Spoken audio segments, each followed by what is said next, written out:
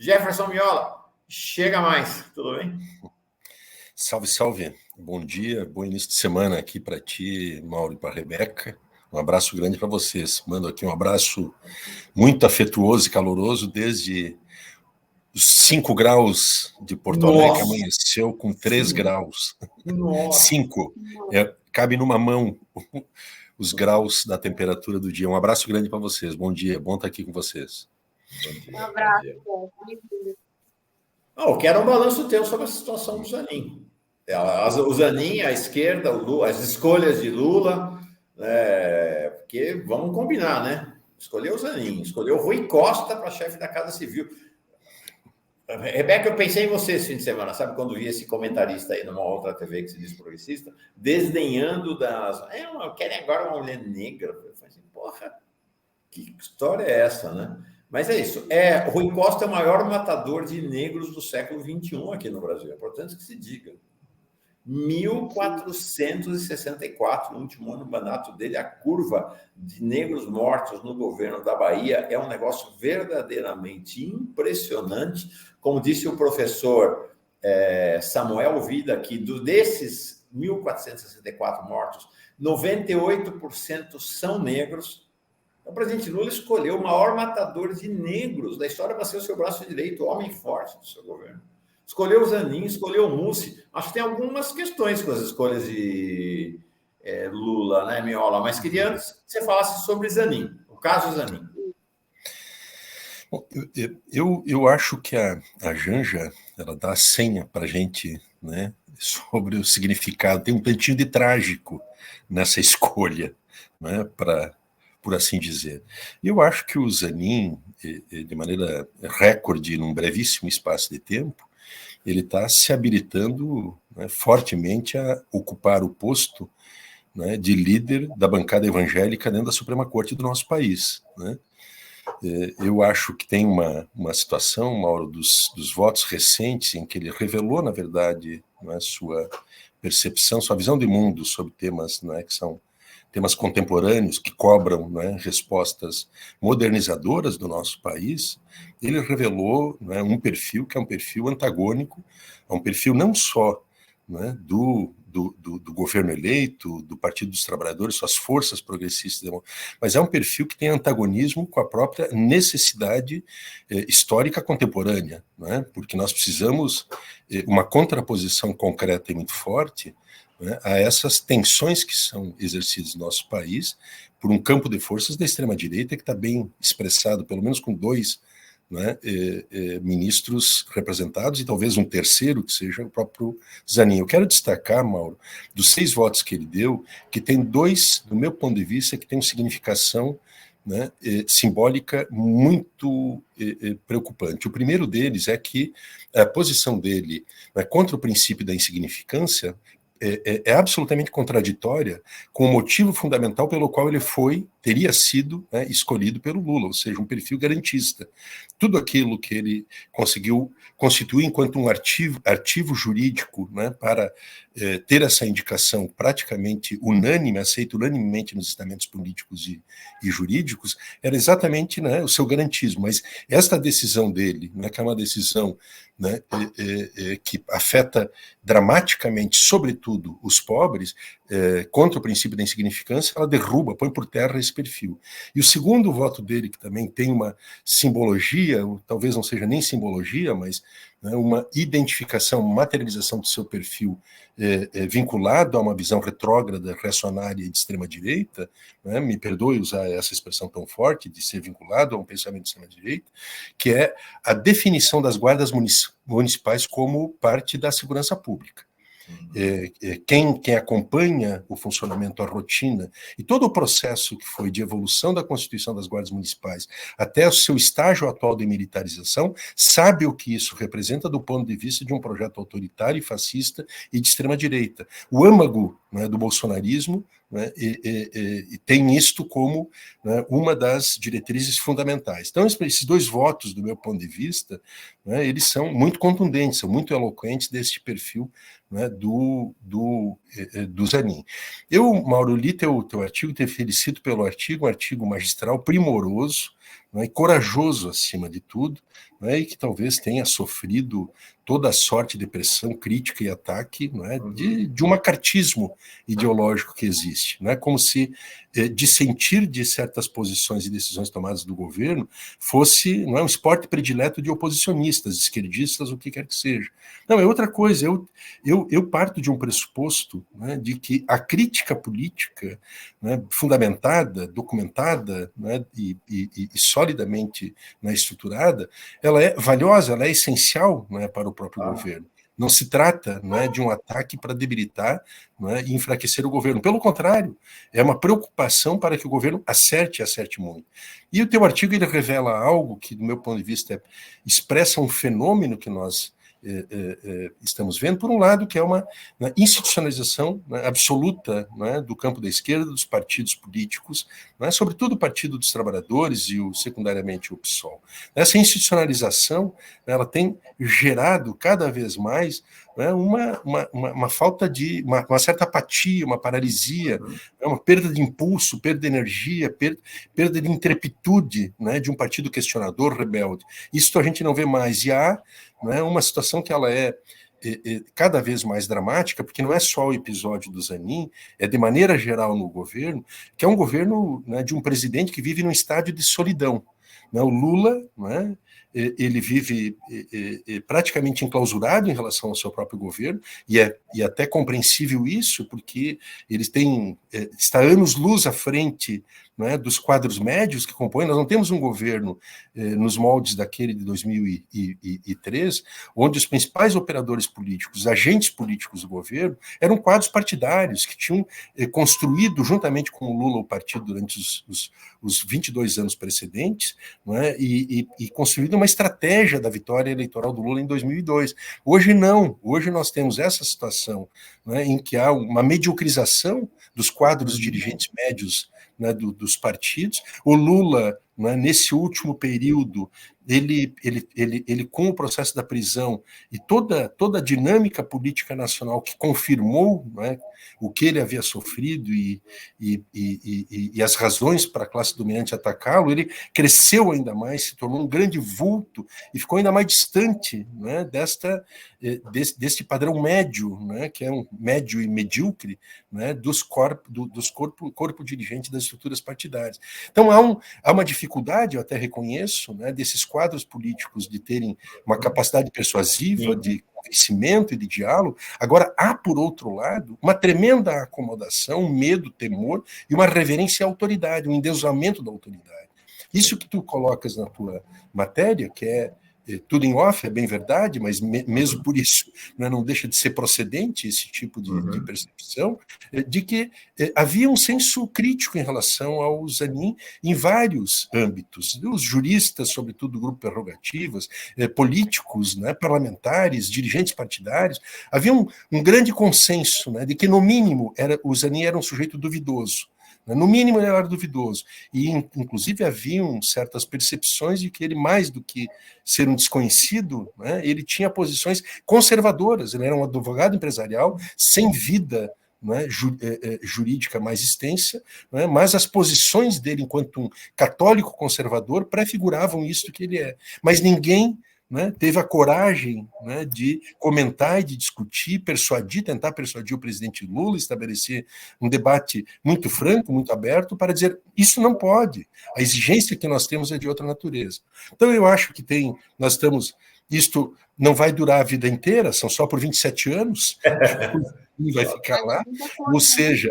Não, mas é o presidente que Lula escolhe, se fosse um assessor pessoal dele, tá ok, mas ele escolheu alguém que vai ficar 27 anos no Supremo, olha o prejuízo para o Brasil. São 27 anos, são quase 3 décadas, tem muitas pessoas que vão nascer e morrer tendo o ministro Zanin no Supremo, assim como Cássio Marques, né, e o André Mendonça e outros, o Toffoli, etc.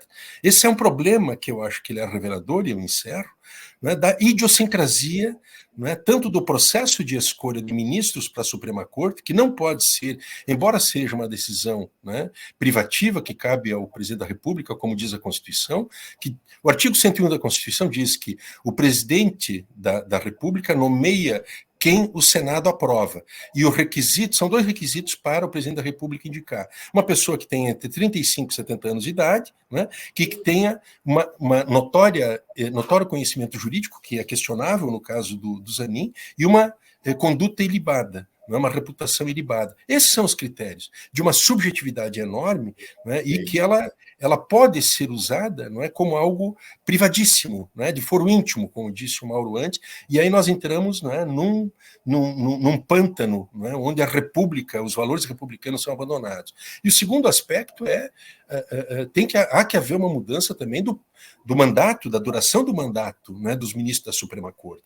Eles não têm mandato popular, eles não são mandatados pelo povo, e eles não podem ter uma designação vitalícia por um soberano eventual, né, numa área que é uma área absolutamente crítica e que requer uma permanente capacidade de atualização da Suprema Corte, né, aos valores contemporâneos, que seja uma instituição, né, contemporânea do seu tempo, para ser redundante. Então eu só finalizo, Rebeca e Mauro, não se trata de uma escolha partidária, não é, de perfil partidário, mas se trata de uma escolha, né, de quem tenha uma cosmovisão, no mínimo moderna, né, iluminista, né, e civilizatória. É disso que se trata. E as posições que o Zanin vem tomando, elas estão longe, né, de corresponder a isso, e sobretudo num tempo, eu vou me repetir, num tempo em que há um avanço, né, muito perigoso da extrema-direita, e a extrema-direita está conseguindo plasmar os seus valores, suas perspectivas de vida e sua cosmovisão nesses estamentos, né, que são fundamentais da democracia, como, por exemplo, a Suprema Corte. Então, acho que é um erro brutal, né, e pagamos o preço, né, por vários dos erros que geraram esse erro, dentre eles, não é, o silêncio, né, a tibieza, a covardia, não é, de setores que deveriam ter, não é, sido mais ruidosos e denunciado, né, efetivamente essa indicação. Miola, acho que há uma outra questão, uma lição para a esquerda brasileira, que é a postura em relação ao governo. Acho que essa é uma questão chave. Eu sei o quanto apanhei aqui, inclusive no chat, o quanto apanhei de colegas, o quanto apanhei recentemente de parlamentares conhecidos por ficar criticando, por fazer críticas ao Haddad ou fazer críticas ao presidente Lula. A argumentação era sempre a mesma. Criticar o Lula favorece a extrema-direita. Não pode criticar o Lula que favorece a extrema-direita. Pois é, a esquerda não criticou o Lula e está aí um ministro que se alinha com a extrema-direita no STF. Se a esquerda tivesse se levantado, protestado, exigido de Lula outro nome, nós não teríamos alguém que favorece a extrema-direita. Então, essa é uma questão interessante que o caso Zanin traz. O que favorece a extrema-direita? A crítica ou o silêncio? Essa é uma questão fundamental. E tem um episódio da votação do arcabouço fiscal, que era o decreto de silêncio, a impossibilidade de definir, inclusive, ajustes na proposta oficial que aliviassem a própria situação fiscal do governo, e agora está evidenciado, né, que a impermeabilidade do governo a ouvir e escutar, incorporar essas posições, né, está sendo problemático. Já há um diagnóstico dos furos que tem o arcabouço. Então veja que mesmo nas matérias que a esquerda possa ter uma divergência de fundo sobre a matéria, mas que busca fazer ajustes, há um rechaço a isso.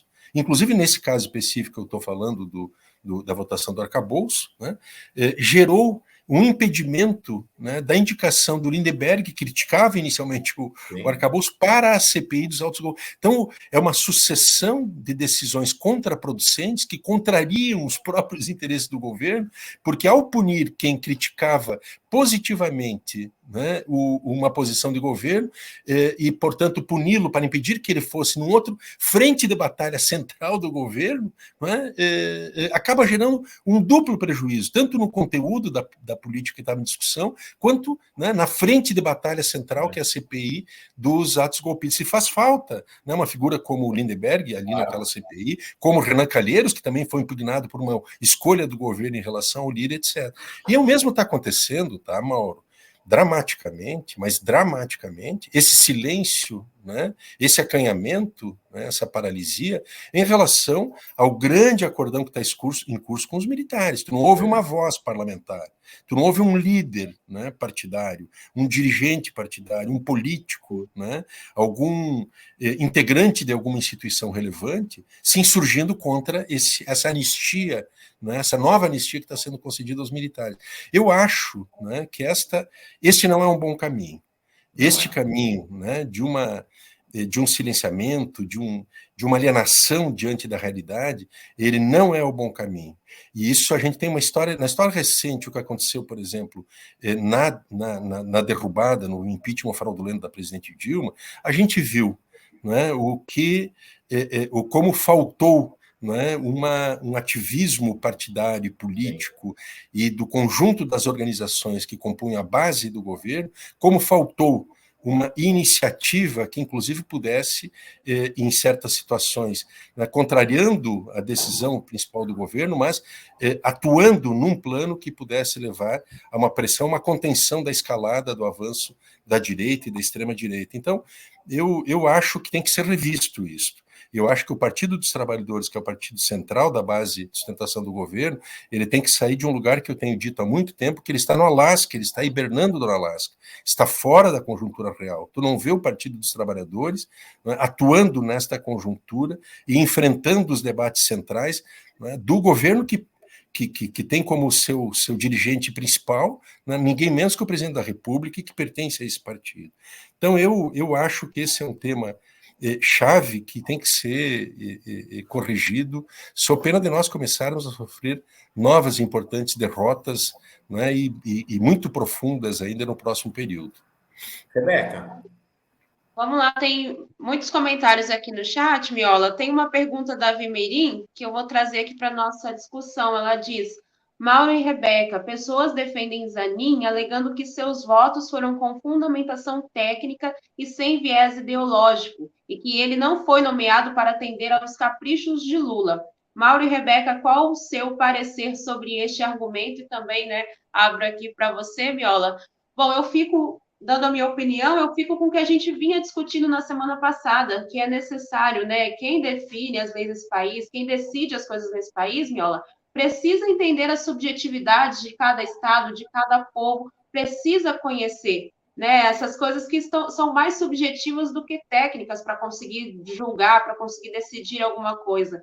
Vem falando desde a semana passada, né? A lei ela está aí para todo mundo, mas a justiça ela não é igual para todas as pessoas, né? Existem várias camadas e quem está no poder precisa entender cada camada que existe nessa sociedade para julgar e decidir as coisas de forma mais assertiva. Eu penso muito nesse sentido, não sei como é para vocês.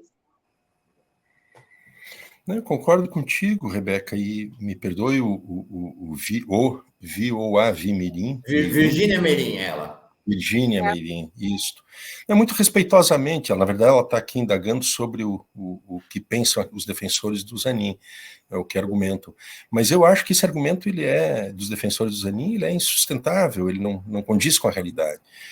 Não tem fundamentação técnica, absolutamente nenhuma fundamentação técnica em todas as decisões, e menos ainda científica, no caso, né, da maconha. Pelo contrário, ela vai na contramão, né, de um diagnóstico mundial que se tem hoje, né, sobre a ineficácia, né, dessa política de segurança de combate às drogas. É na contramão disto, do mundo inteiro, não é só do Brasil ou de uma parte do povo brasileiro, né, com pensamento mais de esquerda.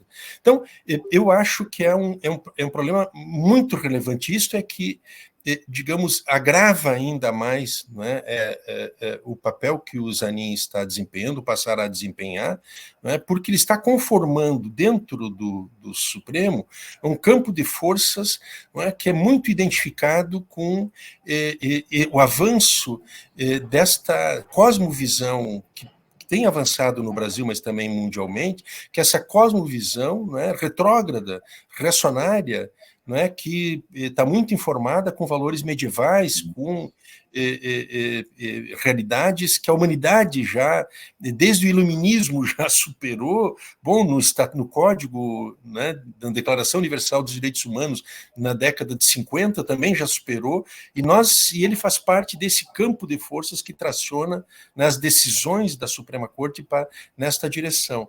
Então, eu não concordo, não tem nada de técnico, é profundamente ideológico, desde uma perspectiva, e quando eu falo ideológico, não estou falando de partidário, embora fosse legítimo também pensar em partidário, mas eu falo ideológico em relação a uma cosmovisão, não é moderna, não é iluminista, libertária, não é democrática, não é e contemporânea, sobretudo. É disso que se trata, de soluções contemporâneas para tempo presente. E o que ele está propondo, né, são soluções que agravam e eternizam um quadro de injustiça, de desigualdade, não é, de violência do nosso país.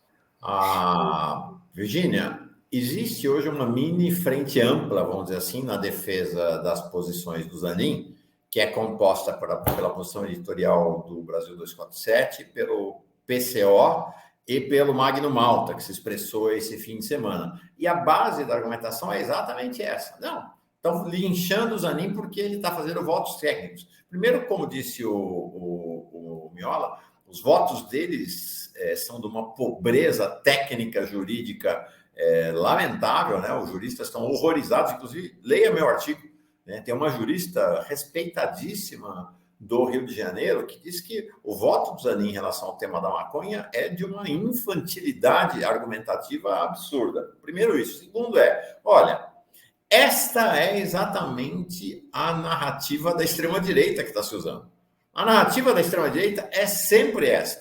Não, vocês, é tudo ideológico, vocês não olham para a técnica, entendeu? É isso, esse é o discurso. Vai lá ver o Nicolas Ferreira na CPI. Vai lá ver a Bia Kicis. É sempre isso. Não, vocês fazem tudo ideológico. O Bolsonaro é tudo ideológico. Tem que ser uma coisa técnica. E aí, coisa técnica para eles é acabar com a educação brasileira, coisa técnica. Então, não cai nessa conversa, Virgínia. Essa história de que fundamentação técnica é conversa da extrema-direita que alguns segmentos que se dizem progressistas estão adaptando agora.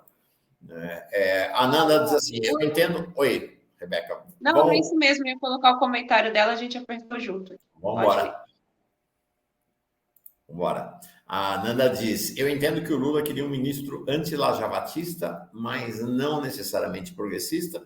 Coloco o comentário também, para a gente encerrar com o nosso Miola, que tem seus compromissos, e também o Carlos Zaratini já vai entrar aqui agora. Mauro, você é contra a indicação do Pedro Serrano? Não sou contra a indicação do Pedro Serrano, era contra a indicação, mas olha, vou te dizer, eu me alinho com os movimentos negros de mulheres que defendiam uma mulher negra para o Supremo. Eu não tenho a menor dúvida quanto a isso, não tenho a menor dúvida. Eu era defensor, mas evidentemente que o Pedro Serrano está a 1000 léguas de distância do Zanin. O Pedro Serrano é um jurista, o Zanin é um advogado que não tem nem mestrado, né? O Pedro Zanin tem uma trajetória, o Pedro Serrano tem uma trajetória, o Zanin não tem trajetória. O Zanin, é importante que se diga, ele fez uma defesa para o Lula? Fez uma defesa para o Lula. Foi importante? Foi. Mas ele foi regiamente remunerado, gente. Foi regiamente remunerado e na casa da centenas de milhares de reais, se não R$1 milhão. Então, vamos com calma, entendeu? Eu quero saber o seguinte, as milhões de pessoas que se mobilizaram na defesa do Lula quando ele estava preso? Os milhares de pessoas que pagaram do seu bolso para ficar lá no acampamento em Curitiba, que se mobilizaram no país inteiro. Por que o Zanin, que recebeu uma grana, né, uma baita grana para defender o Lula, tem que ser premiado e essas pessoas todas não? Além do que, acho que tem um aspecto no que a Nanda fala aqui, né? Eu acho que essa nomeação do Zanin indica que, ao contrário do que o presidente Lula diz, infelizmente, ele não virou a página em relação ao Lava Jato. A nomeação do Zanin tem muito a ver com uma queda de braço entre Lula e Moro. Então, e a vingança nunca é um bom caminho para nada na vida. Miola, te entrego para você encerrar nossa conversa aqui. Não é isso. A raiva embota a mente, né, Mauro? Não é a melhor companhia. Não, mas é isso. Eu acho que a Janja resume tudo, né? Tem um tantinho de trágico, vamos ser realistas, né? Sem ser dramáticos, mas Nós temos essa realidade, mas eu quero voltar a esse ponto, assim, te felicitar outra vez também pelo artigo muito corajoso, né, além de primoroso no seu mérito, no seu conteúdo, mas ele destaca um ponto que, do meu ponto de vista, ele é crucial, né, que é exatamente esta falta, né, de espaços ou de colaboração, de contribuição para o debate político do governo de parte dos seus estamentos, né, dos seus staffs mais diretos, tanto das direções partidárias, mas sobre os quadros, né, políticos centrais do governo, que eu acho que não podem ficar nessa condição, né, de alienação em relação à realidade, né, e de silenciamento diante de situações que são potencialmente graves, né, e contrárias aos interesses do governo, e sem alertar o presidente Lula, e sem pelo menos oferecer-lhe, né, alternativas de rotas que ele possa adotar, porque nós não estamos condenados, né, a seguir regiamente o que determina o líder, embora nós tenhamos o privilégio de ter o maior líder popular contemporâneo, hoje não só do Brasil, mas do mundo, mas nós não podemos endeusar as nossas autoridades. Nós temos um dever com a história e com a nossa república, né, e com o nosso futuro, a partir do tempo presente, que é gravíssimo e dramático, em que o erro pode determinar um prejuízo fatal para o governo, que nós temos uma obrigação, nos lugares que nós estamos. Tu fazes isso magistralmente aqui, tu com a Rebeca, aqui no Café da Fórum, né, outros parlamentares deveriam fazer o mesmo nos seus locais de atuação, no seu exercício de seu mandato, os dirigentes partidários, aqueles que lideram organizações, né, instituições sociais do nosso país, movimento social e sindical e assim por diante. Tem temas centrais, há um silenciamento. Esse tema do Zanin, eu acho que ele tira o véu desta realidade, Mauro, e eu acho que é importante aproveitar e convidar a que esse erro não seja repetido. Por exemplo, agora, no tema do grande acordão dos militares, há um silêncio, da mesma modo que houve um silêncio na escolha do Zanin, não é? Há agora um novo silêncio em relação a este acordo que envolve tanto a oposição e governo para safar não só altos oficiais das Forças Armadas, como safar também institucionalmente a cúpula partidarizada das Forças Armadas. Esse é um grande erro que poderá cobrar um preço não só do governo, da democracia, não é, e da sobrevivência do nosso Estado de Direito. Muitíssimo obrigado, um bom dia para nós, desculpe me alongar. Boa semana para nós. Não, semana que vem nós vamos continuar no tema militar agora com um parlamentar que é especialista na questão militar, que é o Carlos Zaratini, chamando pelo nome do pai. O Carlos Zaratini vai conversar com a gente agora sobre isto. E é um tema presente sempre com o Miola também, a questão militar. O Miola é um jornalista especializado nesse tema da questão militar. Boa semana de frio aí em Porto Alegre, Miola. Sim, começou com 3 graus, gente. Que coisa. Começou com 3. Aqui em Brasília chove, que não acontecia há muito tempo, graças a Deus, e está um calor úmido, assim, aquele calor que faz a gente suar 20 graus. Em São Paulo aí está quanto, Rebeca? Aqui em São Paulo está 12 graus. Frio. Porto Alegre, quanto, Miola? 5, 6 agora. 6, nossa senhora. Gente, venham para o verão de Brasília. Abração. Em breve nos veremos aí. Um abração. Até mais. Tchau, tchau. Um abraço, Miola.